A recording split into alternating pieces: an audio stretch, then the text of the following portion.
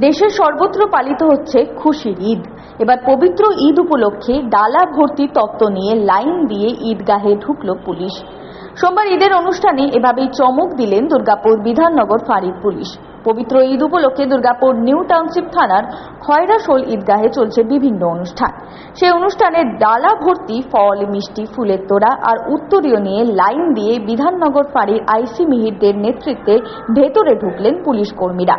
এ বিষয়ে মসজিদ কমিটির পক্ষ থেকে জানানো হয়, পুলিশ তো তাদের সব রকমই সাহায্য করেন, আজকেও তাদের সম্মানিত করলেন। এই সম্মান পেয়ে নিজেদের গর্বিত বলে মনে করছেন তারা। পাশাপাশি দুর্গাপুরের ডিপিএল গ্যারেজ মোড়ের 31 নম্বর ওয়ার্ড বটতলা এলাকার মানুষজন মেতে উঠলেন খুশির ঈদ উৎসবে। এদিন তীব্র দাবদাহের মধ্যে পথ চলতি মানুষদের ঠান্ডা পানীয় বিতরণ করতে দেখা যায় ইসলাম সম্প্রদায়ের মানুষজনদের। সনাতন গড়ায় 99 নিউজ বাংলা, দুর্গাপুর।